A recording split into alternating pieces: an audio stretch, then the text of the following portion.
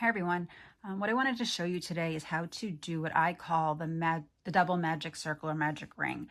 I've been reading in various crochet groups and from other crocheters that they get really frustrated when their magic ring or magic circle comes apart after they've created a project, whether it's from washing or just use of the item. And it's really frustrating because, to be honest, I'm not exactly sure how to fix that once it comes undone in a project. I think you basically have to start over or use some fancy tricks. But so this is a technique that I have used since I, started designing, and I actually have not seen it very often mentioned as an alternative to the regular magic circle or magic ring. However, it is a little bit complicated, and it may, take some getting used to. I know that, it took me a little time to get used to. So please feel free to rewatch this video numerous times to get it. In case, so don't get frustrated if you're not getting it on your first or second or third attempt. It does take some time to get used to, and you have to get used to the way you're comfortable with holding the string. So let's get started. So here you have your yarn.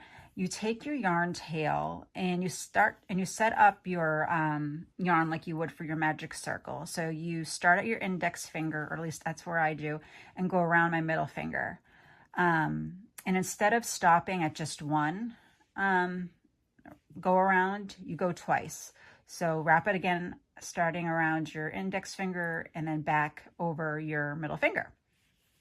So again, it's very similar to the magic ring and magic circle. You're just now instead you're just creating these two, loops or circles. So then what you do is just like you would with the magic ring, the original, you'd cross your working yarn over. I grab it with my ring finger. I don't know if that's what most people do or if that's even what you're supposed to do, but I find that works best for me. Let me zoom in a little bit more. Might be too much. Hold on.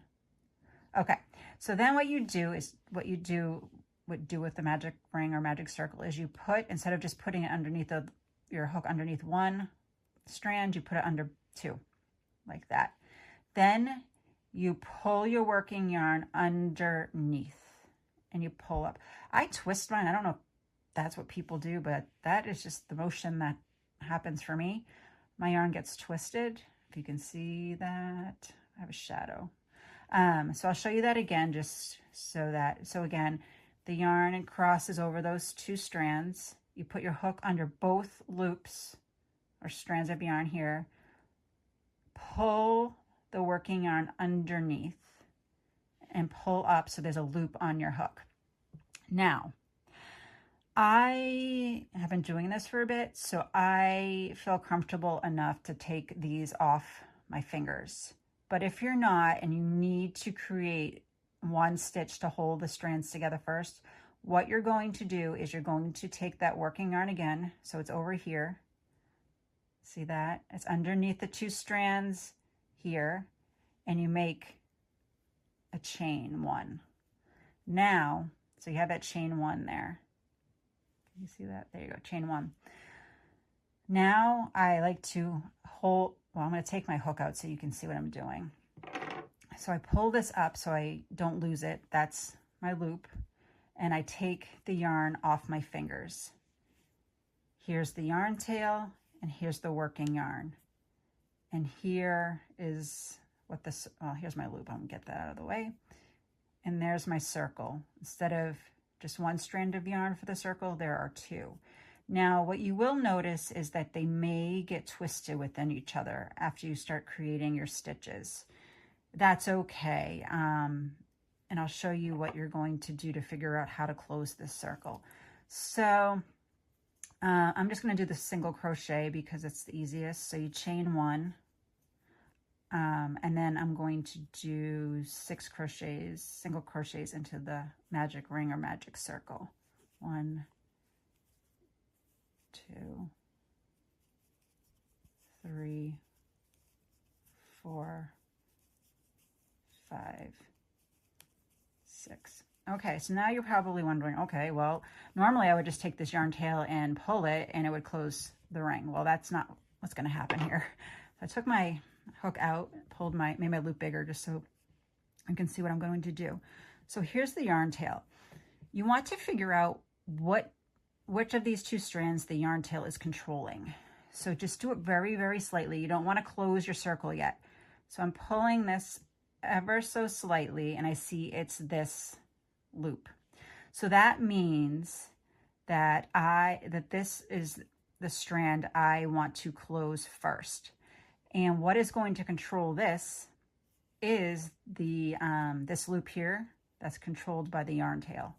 So I'm going to take this and pull. First, what you need to do is figure out which side to pull on. So this side is not closing it.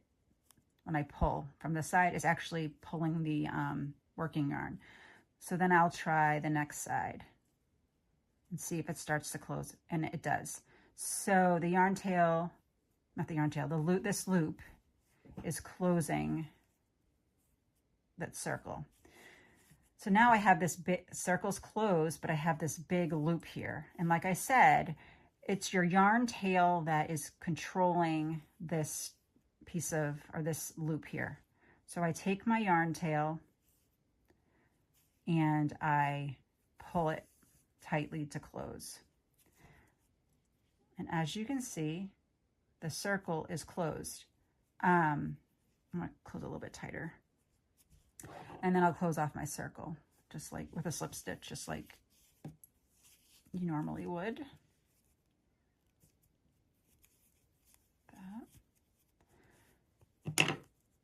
And I think sometimes when you do the magic circle, this is how you can tell, you know, it's going to hold, is sometimes when I would just do the regular magic circle or magic ring, I could pull this and it will come apart. You know, it will start to unravel. I can't unravel this. So that's why I would suggest before you just take this yarn tail and pull it, thinking you're going to get it right the first time with which loop it's controlling. I would do that very slowly and see which one it is controlling, because you're going to have a hard time undoing it. But I hope you learned, you know, this little trick that will help save you a lot of frustration in the end. And like I said, it does take a little bit of time and practice to get it correct. But once you do, you will never go back to just doing the regular magic circle again. So watch the video more than once, more than twice, more than 3 times, however many times you need to get this awesome technique perfected.